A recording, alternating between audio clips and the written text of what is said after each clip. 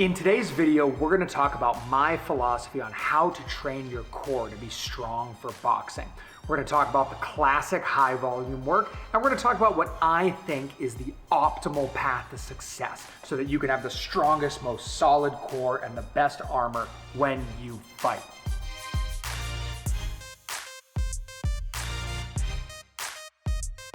Traditionally, the old school training methods in boxing have guys doing hundreds of sets of sit-ups or crunches as their core training. Now, this has its place, but I think when it comes to power, when it comes to the anti-rotational nature of punching and defending in boxing, there's a more optimal path to success. If you want to be able to hit hard and you want to be able to defend quickly, you need your trunk to be able to absorb force without yielding. You need to be able to maintain that alignment from your hips to your shoulders. And to do this, you need to train for strength, not just muscular endurance. If you can do 10 reps of something, you should be trying to do something harder. And also, your core isn't just your abdominal muscles. It's everything between your hips and your shoulders that holds your hips and your shoulders in alignment with each other. So whether you're punching or whether you're defending, if you're doing this optimally, your hips and your shoulders are in alignment. From the outside looking in, boxing can look rotational. It looks like your hips lead and then your shoulder whips and follows.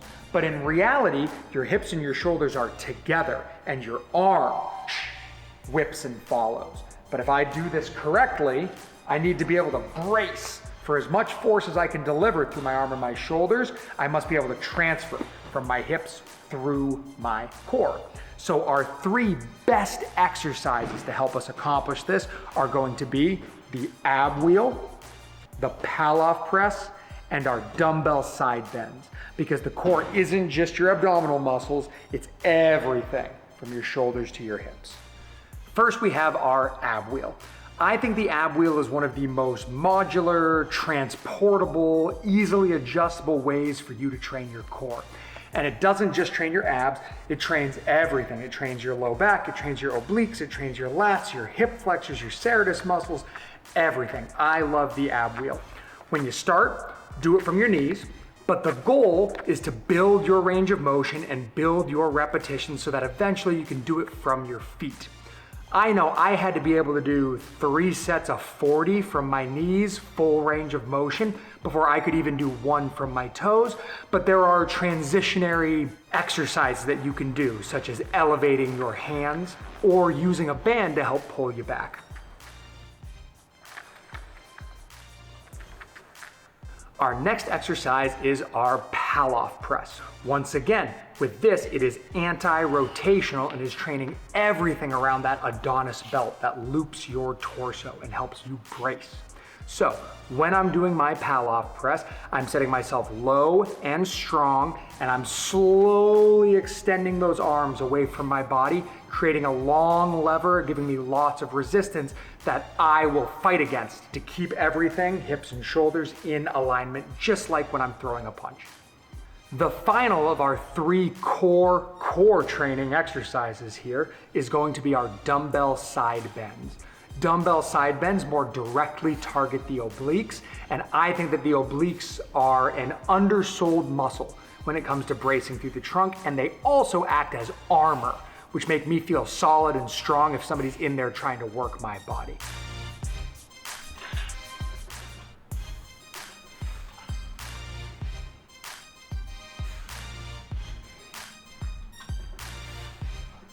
If you're learning something, like and subscribe. When you're training for strength, doing the low repetition, high resistance exercises like the ab wheel, the Paloff press, and the dumbbell side bends should build a bulk of your actual resistance training. But there is value in that old school methodology, getting hundreds of repetitions for your core.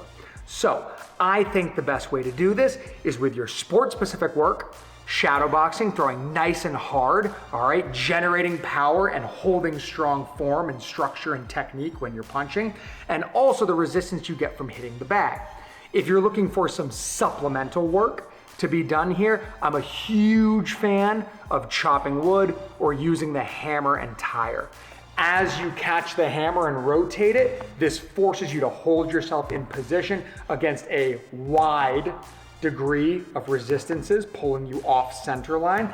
And it also, just like a sit-up, forces you to crunch in to pull all of those muscles that pull you down, that coil you up, that load you to be able to explode out of a nice compact stance, including your hip flexors, your abdominals, your lats. A core program that I use is I'll do 5 sets of 5 ab wheel, 4 sets of 8 on the Paloff press, 3 sets of 10 on the dumbbell side bends, and then I'll finish with 3 sets of 100 swings on the hammer and tire. If you structure something like this, you will be both strong and explosive and have the endurance to carry you through a long fight. And if you combine that with your boxing skills, which are the real things that pay the bills here, then you'll have success when you fight.